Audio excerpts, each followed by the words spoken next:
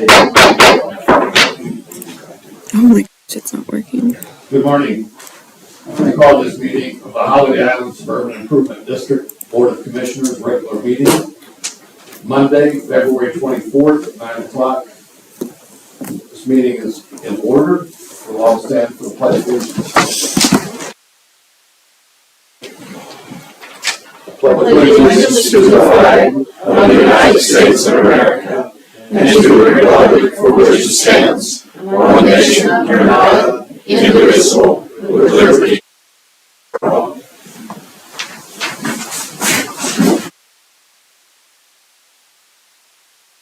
The secretary call the roll, please.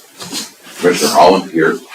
Commissioner Pinkley Here. Commissioner Ralph Here. Commissioner Reagan absent. Commissioner Roosevelt Here. One absent, we do have a quorum. Got a motion to approve the agenda. Yes, I'd like to make a motion to the agenda. And have a special session.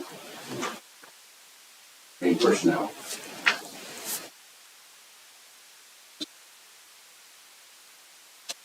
I'll second so we can start the session.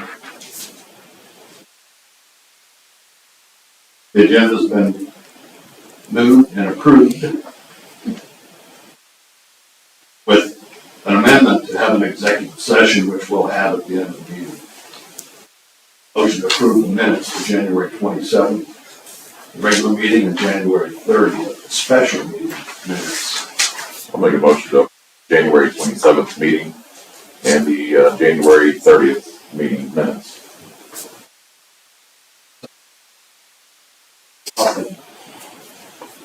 It's been moved and seconded to approve the minutes for January 27th and January 30th, special meeting minutes. Ceremonial. Any announcements? Rich, do you have any announcements? Did we, I'm sorry? did anybody sign in? Yeah, but we're not for public yet. We're just, Okay. any announcements of, I don't have any announcements of them right now. I'll do the reports at 10. okay, very well. Now we'll hear general comments from the public. Start with Cliff Phillips.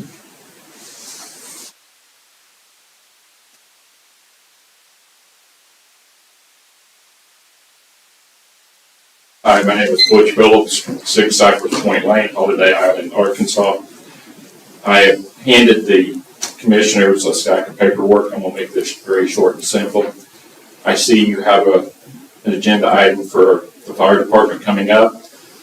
I would recommend that you read all of that information I handed to you before you take any action.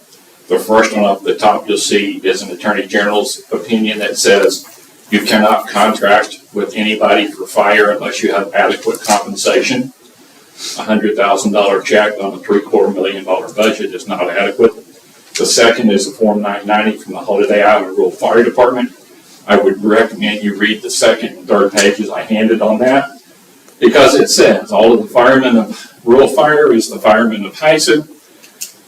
Rural Fire owns the equipment that's listed on that. That's in 2011. They were actually legal 501c3 for 7 years. They say everything's absolutely the same.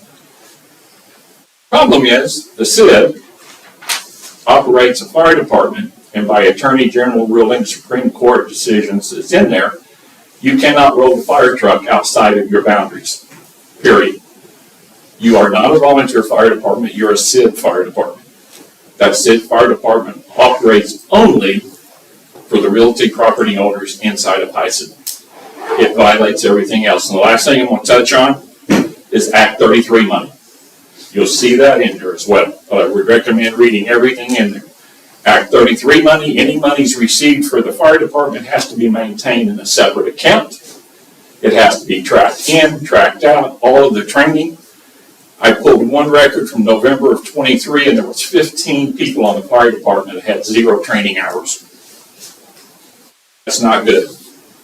Guys, I'll be happy to answer any questions on anything that's before you. I told you my time was going to be short and sweet. Do you have any questions about anything in there? Butch, until we get a chance to read through it, it's hard to So, any questions, I appreciate you bringing in all this for everybody to read, and hopefully make better decisions, because, Well, the scary part, this morning I had a hard time picking what to bring. Because my stack is about this tall. And I talked with our attorney, because one of the problems we've been under is that thing called attorney-client privilege that says I can't talk with you guys, because if I reveal something, he said, nope, you're a quasi-municipality, the same rules don't apply. So I will be more than happy to meet with, talk to, and answer any questions about anything that I have brought before this board or may bring before this board in the future. So that limitation is no longer in place on us. So we're here to help. I don't want you making a mistake. we appreciate that. Beaver, the rural fire, does not even have an NFIRS number. The chief can tell you what an NFIRS number is. That's what tracks the 833 money. It's the National Fire Information Reporting Service system, I think it is. So they don't even have it. You guys have it. There's all kinds of problems with the fire marshal's office about who's certified, who's not, tracking, the whole bit. So this is a very, very, very serious quagmire. I thoroughly table it, put it off, don't do anything until you understand what is involved with the fire department, because that's state and federal money. If they come down on us, there is no stopping it. And I'm not threatening, I'm telling you, if I'm misspeaking, chief, please stop me, but I was looking at this.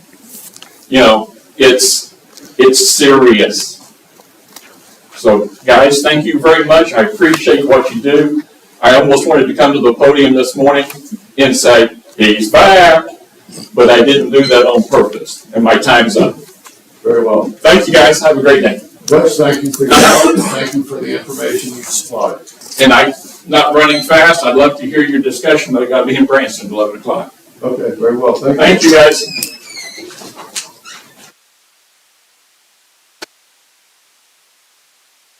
Mr. Ken Mills. I would want to comment after that, this was tonight on the water problem. I'm sorry, I didn't hear I you. said, I probably want to comment on the water, Okay. and I want to hear what you know.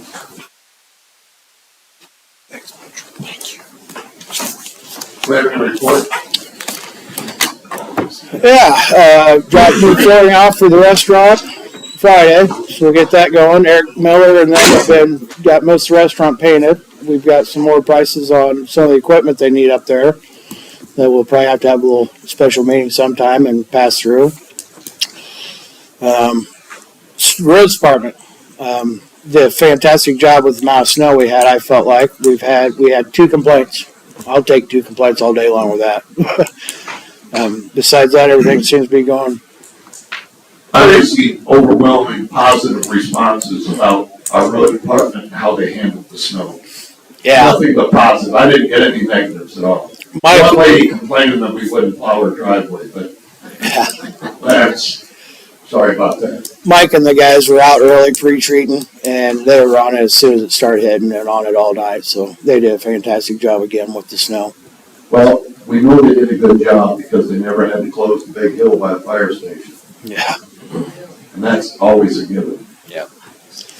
Besides that, everything seems to be going somewhat on schedule.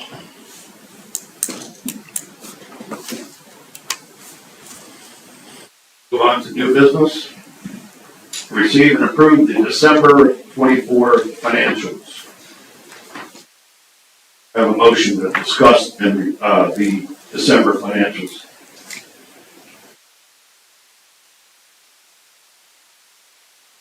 I'll make a motion to discuss the financials. I'll second. Moving and seconded, we'll open the discussion about the December 24 financials. I assume everybody's gotten them and had a chance to look them over. See that we're about a month behind on all this stuff now. Well, we just got January's last night. Well, I didn't look at that, I didn't look at my email. got this, we got December, it's just, what about a week? You know, we're just falling behind in this. Is there a reason why this is not happening? It was just because of closing out everything for the end of December to get everything finalized. There was actually twice where you guys signed checks still for December and January. So it's just trying to get everything pushed through and done. I will note that on the unrestricted cash, if you look at the year-to-date change, it was $25,000 change. That's $25,000 in the positive. So we're doing a lot better. We're getting there.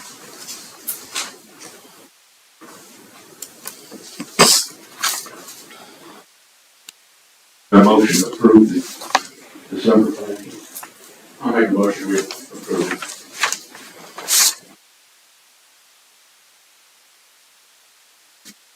Then moved and seconded, we approve 24 financials. Move on to, the hydro tech. That motion to have discussion about the hydro tank contract. I'll make that a motion to discuss it. I'll second.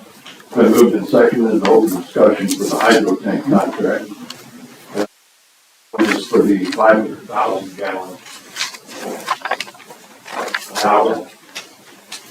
Very well. David, you were involved with the discussion and you put together pretty much the water.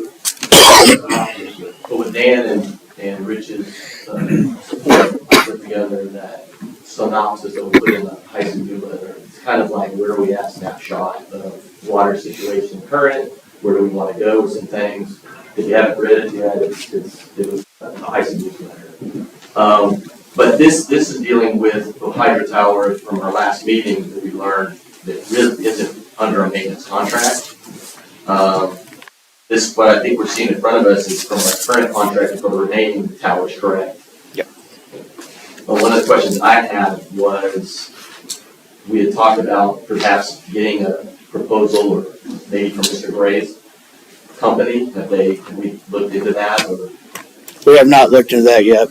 I wanted to present this, show you what the prices were going to be, so that way you had a good idea what we were going to have to deal with, and then we'll reach out and get other proposals from the other company.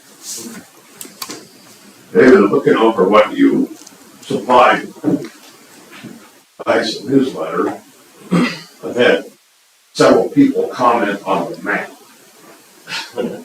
See, It the map doesn't was, appear to be it's, very accurate. well, there's a purpose for that. It's generic. You're not supposed to, legally, you don't want to show exactly where your infrastructure is for anything. It's meant to be generic. It's meant to be, here's a well here, here's a well over here. I mean, it was meant to just be a ballpark figure. The reason I did the scale that I did was on purpose, so you have to fit it. It's somewhere on the island or it's something. I mean, I went above and beyond on purpose to do that. But I was just trying to, generalize how many wells we have. Where are they? Which ones are potable water? Which ones are, so it's not all inclusive. It was meant as a 101 for Holiday Island is what I went in that with Dan and Rich and trying to do. And taking a lot of what Rich and Dan, or actually what Dan presented in December to the board. That's where my starting point was, where he gave us synopsis back then. I just tried to do it what the board had asked at that time, so we put it one page together to try and summarize everything, so that the general public knew what was going on. So there's still some things we're looking into, trying to use technology to identify the big cracks, if you will. So there's things that we're still looking into that maybe the general public wasn't aware of, so we try to put some of those items in there. But the maintenance contract that we're talking about here is an important one because finding out that we weren't under contract for something, for that type of large of infrastructure was surprising. So. Rich, do you have the contract that we have? I think it's somewhere around $93,000 a year for 5 years. Yeah. Yeah, for the other wells and everything that we have? Right. Yep.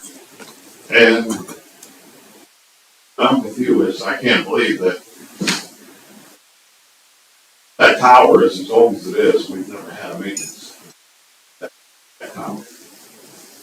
Yeah, so it's gotta be addressed. I mean, but again, that's the reason I asked for the other bids. So this is a good starting point, because this is what our current contract is, our contractor is. So to get everybody on the same page, this is what we're, the 93,000 over 5 years, and then getting back under the regular maintenance of 30-some-odd thousand a year, correct? And that's one thing I didn't look into, is if that water tower had a previous contract and it just didn't get renewed at some point in time.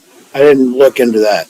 Or It if sounds like if there's never been a contract on this tower. it didn't sound like it was. I can probably shed a little bit of light on that. Will you go to the thing? Oh, if I can get up. I was gonna say 911. Being fire department, give up. Dan Kay's 120 Holiday Island Drive. I was on the board when we entered into these contracts for the maintenance of the water tanks. At the time, none of the tanks were under any kind of maintenance plan. All of them but the hydrofiller were in, deteriorating condition inside and out. And, but at the time, and this goes back, you're saying 5 years, seems to me it would have even been longer than that ago when we went through the original round on this, when we contracted with this company to come in and drain the tanks, reline them on the inside, repaint them on the outside, get everything in good shape. Was there any reason why that one got left out? At the time, and that's why I say, this, in my mind, this goes back probably 7 or 8 years. At that time, the hydropiller was in good shape. And so we didn't include it in the program. And I'm sure that it's just one of those things that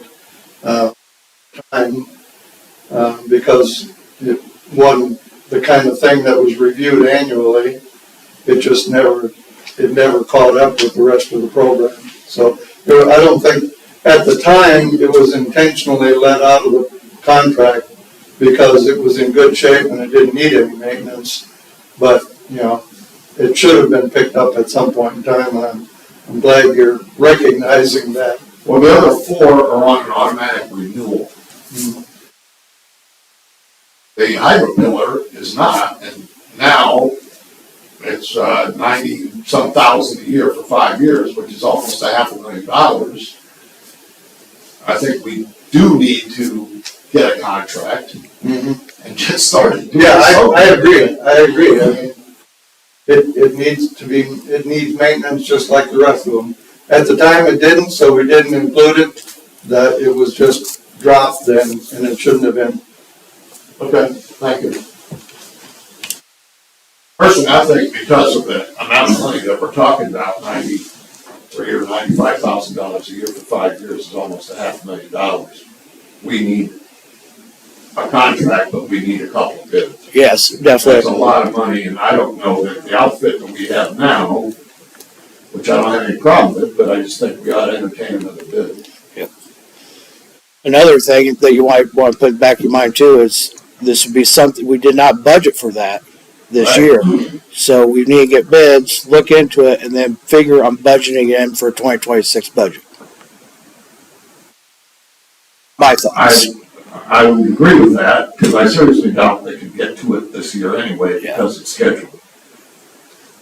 I would suggest that we do get another bid, whether it be from, Mr. Gray's or his company, whatever the company they have, or whatever. It's like you said, the 3 bids at this price, it's not, if we can get 3, that's, Yeah.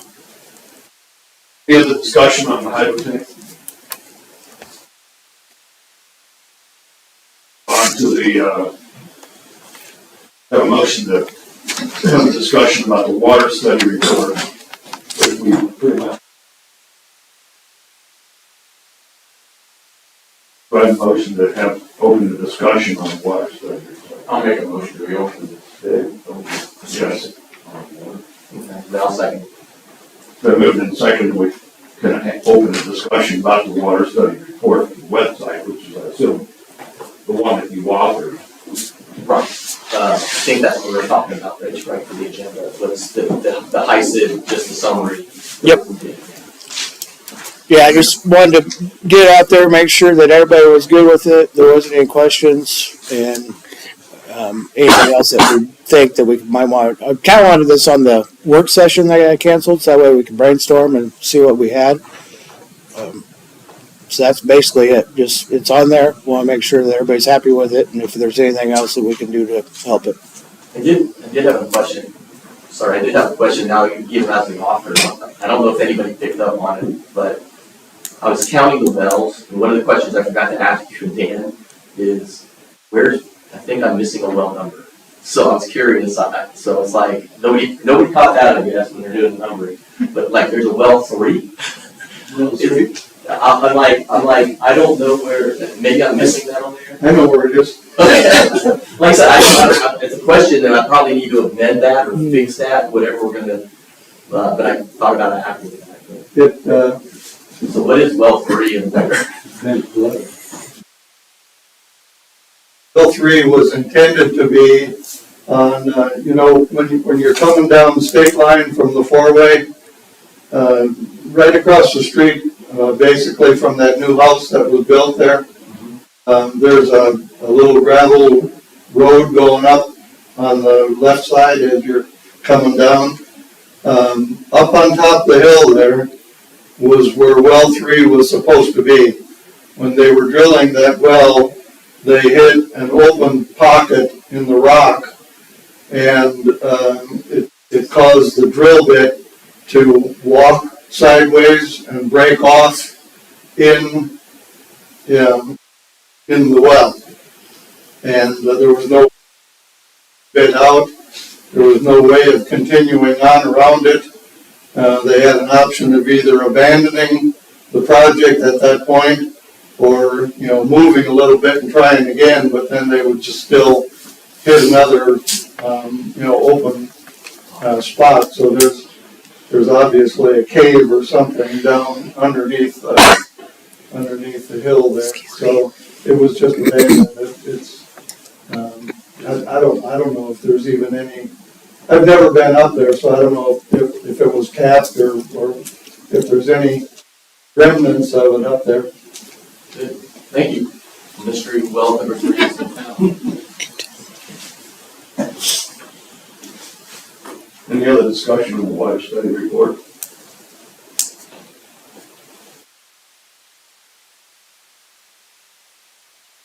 Oh, let's move on into. Hold on. Ken's got his arm up. Oh, Ken, come on up.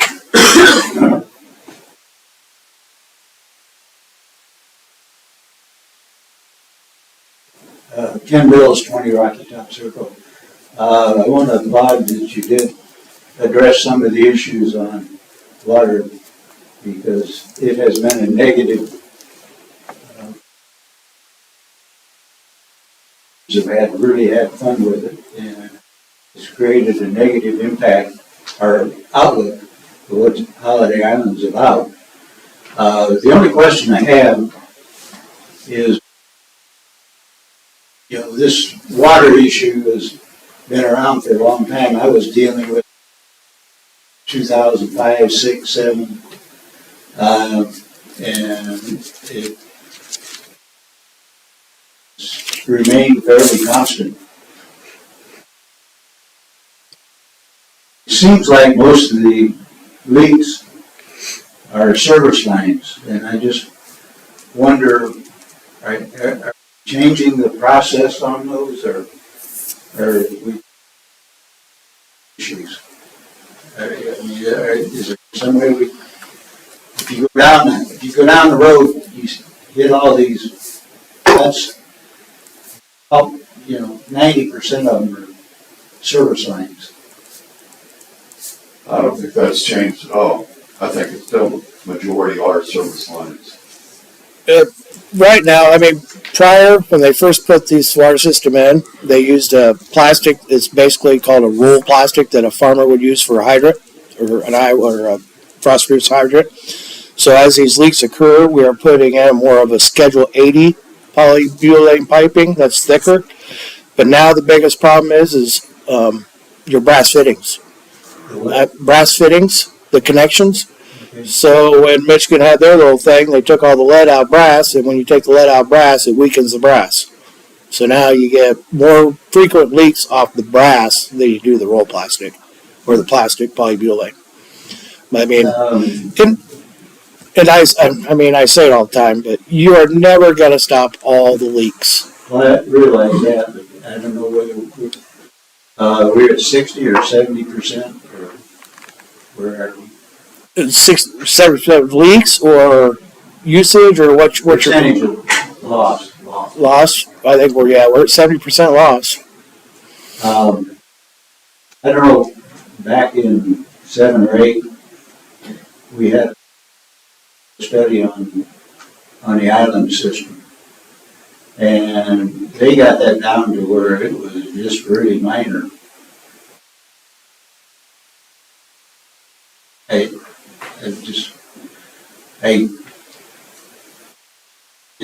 I'm just wondering, is there a problem with the meters? Have we verified their meters are working properly? All the meters, I mean, we're changing out the old ones as we go, but all these are basically the brand new subsonic meters that, don't have internal parts. So they breed more down to the, percentage gallons. They're small percentages that they'll read. Are they all changed out? No. But are we working on it? Yeah. Every time we get one, we're changing them out. Meters aren't the situation or the problem. And we've investigated different leak companies and stuff, trying to figure stuff out. But I remember when we paved Holiday Island Drive, Table Rock Drive, we went in and replaced all that. But that was like 2003, and it had not been very great. I would love to have a program where we did a infrastructure road combo and just start going through and doing 300 feet. You start taking out and putting in new water main, new taps, new service lines to the meter, and then resurfacing the road, compacting it, everything, putting it back. I mean, the price on 300 feet of water main is probably $1 million, or at least close to it now. That's just the worst part about it is as Doug says, we got champagne taste on a beer budget sometimes. Well, every city in this area is having the same problems. Yeah. It's not unique to Holiday Island. It's just that we get a lot more bad press. Yeah. And like I said, you're never going to stop the leaks. You can put all brand new, I've done main projects with brand new stuff. And 3 months later, I'm digging up a brand new street because there's a gasket that blew on the C9000, or they didn't get a service corp tight right. Well, we're getting, city's going to try and do some resurfacing, if we can to mitigate some of the leaks after we resurface. Before we resurface. I was gonna say, I think we've agreed on that as a board, that any streets that are gonna be resurfaced, all the water problems have to be fixed, right? We should lump it all together in a project. You at least look at it. We will. I also want to thank Dave for putting us all together for that website. Thank you for the work. Thanks for your help, Dan, and obviously Dan. All right, let's move on to the discussion about the Haddock Lane proposal. Right, motion to discuss the Haddock Lane proposal. I'll make a motion to discuss the Haddock Lane proposal. I'll second that. Been moved and seconded, and we'll open this about the Haddock Lane proposal. So I'll go ahead and start off. The first board meeting I was at, we were presented with, from two of the property owners, a letter request, basically asking to have their AOB designation re-designated from improved gravel to improved pave to improved gravel. So after working with Mike and Rich and kind of research, I drove the street. It looks like the last time correct me if I'm wrong, Rich, any work was done on Haddock Lane was back in 2002. it has deteriorated over time to a condition that it really is a gravel status for the majority of the Hattie Lane. I would say the majority, if you look at the street, I think you have it here. Yeah. It's as you come off of Wild Turkey, that road goes all the way down to where I think there's a head of a trail. That one named road right there. That hasn't, in my opinion, deteriorated completely gravel in that one part, but as soon as you turn into the Y and you go down where there's two improved houses there, it is deteriorated, it's gravel, basically. So, the condition, now that it's probably, then it's like, okay, so it really looks gravel, so what do we do? And so I came up with a couple of courses of action codes. The first one is, you vote, maybe designate the entire street. I don't think it's just the two improved properties. I think that each property, the unimproved lots are also, they're paying for gravel, or for paving versus gravel. Right. So I think it's the two people that brought the two improved lots, property owners, brought the issue, but it affects that entire road right there. So if we change that, I would recommend that we change it for the entire street, or at least that main strip where it is gravel. The request from the property owners was to get back pay or reduced, reimbursed back the last AOB assessment in 2011.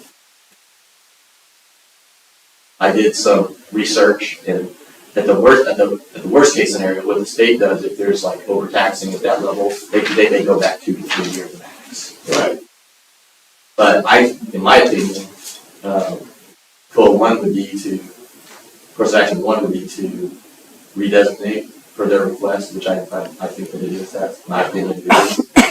But just make it effective for this current year going forward until the roads can be improved. It looks like the difference is about $65 a year difference between Approved by the improved gravel versus the improved paved. About $180 per house. But then the lots too, but I think it's less for the lots. I think it's the unimproved. I can't remember. I can tell you right now, I have it right here. It's like 25 or something different for unimproved. If they did paved is $513, they gravel's $449. So it's about $63, even on the unimproved. $60 on the improved ones. Yeah. So your consensus is to reimburse or credit? I'm saying that it's just brought to our attention and we're addressing it this year. So I would say if we going forward with the new assessment, they would pay a reduced rate. That's not versus going backward.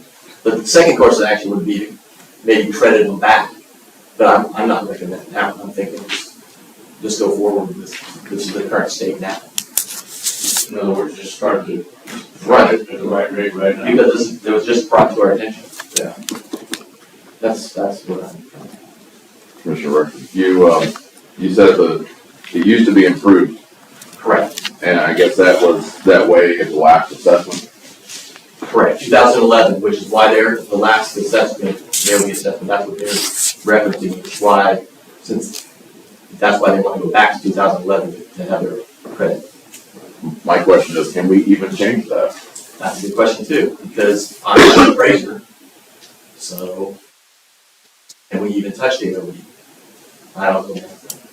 And that was my kind of food for thought too, since we're not licensed appraisers or assessors, can we legally change it over since it was assessed at a pave one or R1 pave, improved pavement? Can we legally change it? I don't know. That's another question. Well, I guess going forward, first thing for me then is legal. Can you, Matt Bishop, can we even change? Yeah. Do we have the authority to? Right, because it's an assessed value. Yeah. Has any item ever like this been changed since 2011? I'll make a motion, we table this issue until we find out the legal opinion.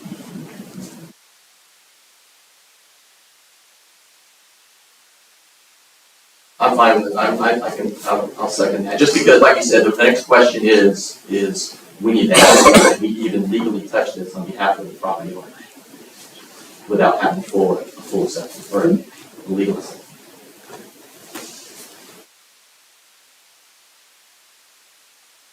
I moved and seconded, we'll table the motion on Haddock Lane proposal. My only comment to that whole thing with Haddock Lane is why it went on for so many years, before anybody mentioned this.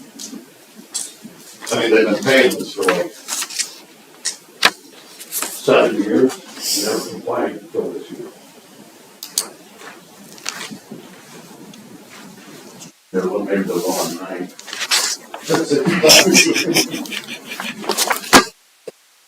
Let's move on to the rural fire billing contract. Do I have a motion to open the discussion on rural fire billing contract? I'll make a motion to discuss the rural fire billing contract. I'll second it. Then moved and seconded, we'll open the discussion on the rural fire billing contract. You can start it off with what you know about it. You know, I've looked through it. I'm just gonna pass it off to Rich, actually, and let Rich take it. So, I don't have any. Well, from the open comments, I think we shed new lights on this, so I think it's something we probably need to investigate and probably table it for now until we can figure out what the legal part of this is. No, Bruce Phillips did bring up some issues that he included in the package, and I agree, maybe we should table this whole discussion until we all have a chance to look through the information he's provided. Exactly. What we can actually do. The purpose of this was to charge, I mean, we go out in the rural area. This was just to bring in revenue from the rural calls. This was never intended to. Gary, what do you know about this? Presented this morning. It was the first time I've heard of it. But currently, we go out of Holiday Island and respond to fire calls. We are assigned a fire district by the state, by Carroll County. That's our fire district recognized by them, and it goes outside of Holiday Island. Yes, sir. Yeah, when he brought that up, I was shocked too. Yeah, that's something I need to look into because this is news to me. Gary, did you get this packet? No, sir. I'm gonna get a copy before I leave though. Well, Nicole's not using hers. Okay, I appreciate that. I'd like you to be able to read. I want to meet with our OEM for the county and discuss it with him also, give him a copy of it, and kind of get his take on this. That's the first I heard about this morning. This blindsided me this morning too. I did not expect this. Yeah, and I had Chief start working on this, December, late November? Yes, it's back in the late fall or winter. And the purpose of it was just try and retain some revenue in from the rural side of it. I mean, it wasn't intended to charge the property owners inside the Holiday Island limits because they pay the AOB to help support it. This was to help every time we were out on Highway 23 because that slick spot would just help to retain revenue from that.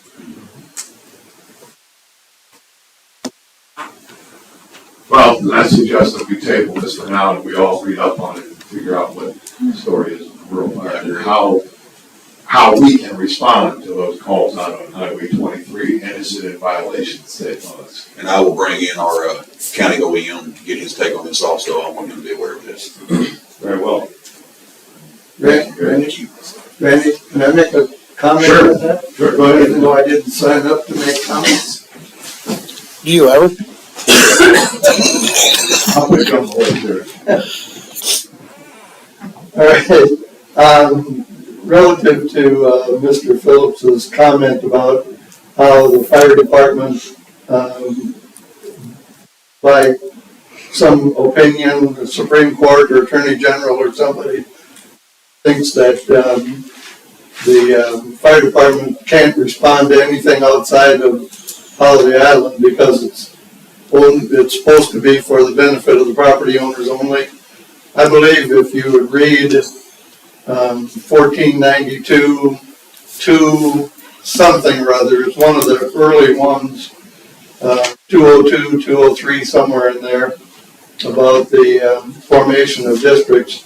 I believe it says in there that the Suburban Improvement District can extend services outside the boundaries of the district if it benefits the property owners. And by the Holiday Island Fire Department being part of, what do you call them, Interlocal agreements. interlocal agreements with other fire departments that you help each other out when you need it, I would say that that certainly benefits the property owners of Holiday Island to have the support, the reciprocal support from other fire departments as long as we help them. So I think he was totally off base with that, with his analysis there. Very well. You just give me this log again. As what?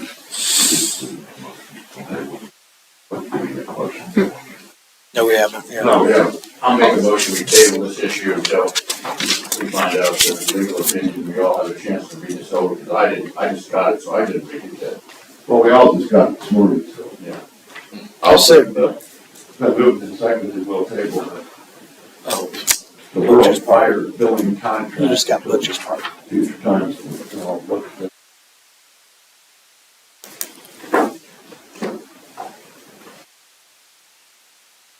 Floor is open to public comments, again.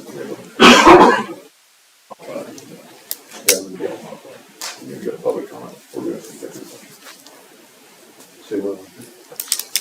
You wanna wait until after?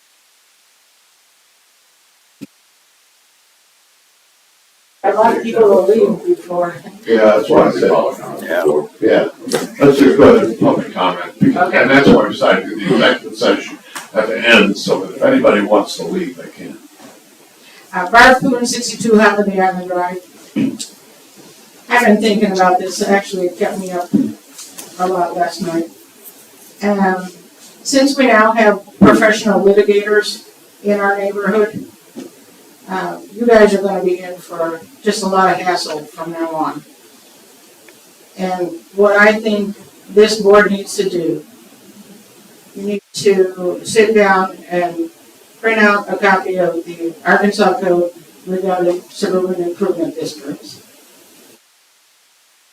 Go through all of your resolutions and regulations and make sure that it agrees with your interpretation of that code.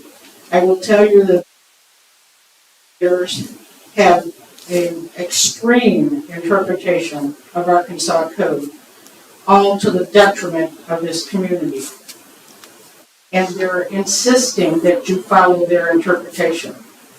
So you need to read the code, become familiar with it. They're going to come at you at every meeting. They're going to give you stacks of paper, and they're going to tell you you can't do this, and you can't do that, and you can't do that. Anytime they come at you with that, you need to say, please cite the code that tells you I cannot, or we cannot do what we're doing. May give you a specific chapter and verse. And what you need to do is go through your regulations and the Arkansas Code regarding meetings, because you were told you're not allowed to amend an agenda, that the chairman is not allowed to voice his opinion like any other commissioner. Totally false, totally misinterpreting the code. So you need to have a work session to go through these regulations and the code and come up with your meeting rules, which the code says you can do. And be specific in your regulation on what you will and won't do at meeting. And then I think, because you're going to get these people coming and telling you something at every single meeting, that you add meetings to your calendar. You can't have one regular meeting a month, because they don't allow you to get anything accomplished in that meeting. So you need to have a meeting at least once a week, a regularly scheduled meeting. And then you need to have a work session on the Friday of that week to go over everything they're going to hand you to tell you you can't do it, and be prepared the following week to respond. That is the only way this Board of Commissioners is going to accomplish anything this year, because they're not going to stop. Their goal is to destroy this city, and in the process, destroy this community. And it angers me beyond measure that we have people like that in our community. But that's what we have, and we have to deal with it. And it's up to you, even though you're unpaid public servants, you're gonna have to put up with the harassment and come up with a way to battle it against it. If it means having Matt here every single meeting, then that's what we have to do. But we've got to do something to the community.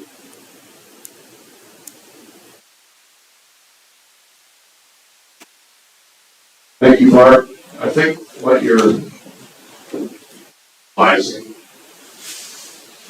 I speak for myself, and I'm certain there's other commissioners as well. Read through our regulations and have a whole bunch on just chapter 5 of the amenities that need to be reviewed. Can't do anything about state statutes, but we can change basic rules and regulations. And we'll have to talk about it in our next work session, because there's parts of the personnel policies that aren't gonna work with the way we plan to do the restaurant.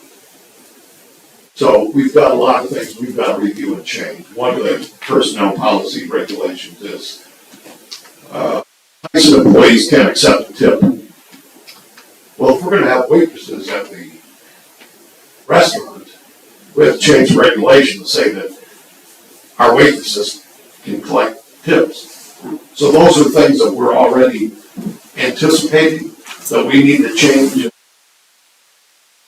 Because I can't speak for the other commissioners, but I kind of feel that they are as well, reviewing some of these regulations that we know are going to be in conflict with what we're going to do in the future.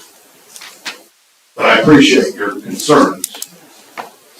And I agree that we will probably be hammered in the upcoming meetings on every little thing we do. Better you than me. Nobody in your meeting said. Now that I've said that, you're going to come here to city council meeting. Any other public comments? Sharon Lawler, 19 Table Rock Drive. My comment isn't just for you, it's for the community, because a lot of discussions come up about the leakage that we have in our water system. And I want to tell you that, and tell the community, that when you're out walking, if you see water standing someplace in a time when it's dry, you need to notify the water department. 2 years ago, I was walking up Holiday Island Drive, walking my dog, and I saw a little pond off to the side of the road, and I thought, well, that's strange. I don't remember seeing that pond before. Maybe it was because there was too much vegetation. But I called the water department, and sure enough, there was a leak right there. And I will say that this was practically across the street from one of these people that's always complaining about the leakage. The community needs to be out there looking and watching for areas where there's water standing that there really shouldn't be. I know that we have springs around here, yes, but a lot of times those are going to be places where there's leaks, and we can find them ourselves if the community would just wake up and open their eyes and start looking. Thank you. Sharon, that's a great comment. I've never heard that comment before. It makes sense that people out walking their dogs or riding their bicycles, whatever they're doing, if they see standing water or hear something, water leaking, call the water department or call Rich at the district office and tell them. I've never heard anybody make that comment before. I think it's a great idea. Comments? Gary?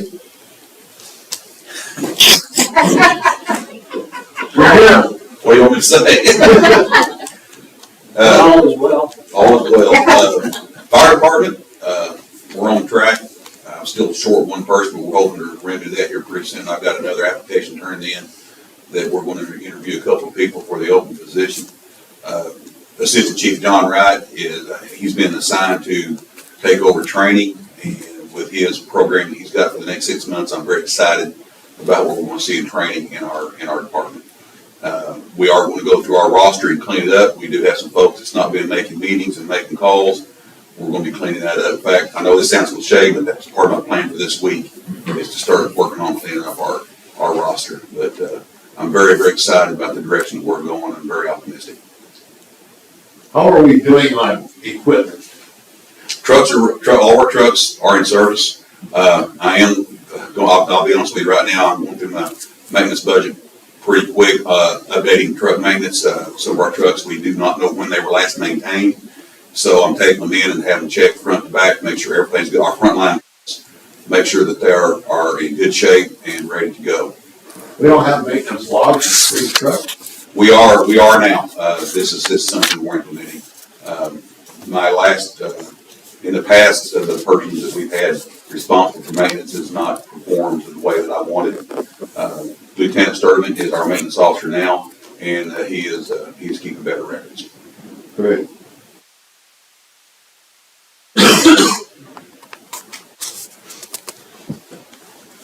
Any commissioner comments? Let's save them for afterwards. I'm sorry? Let's save them for after your executive Okay. session. We'll recess now and go into the executive session. This meeting is now adjourned.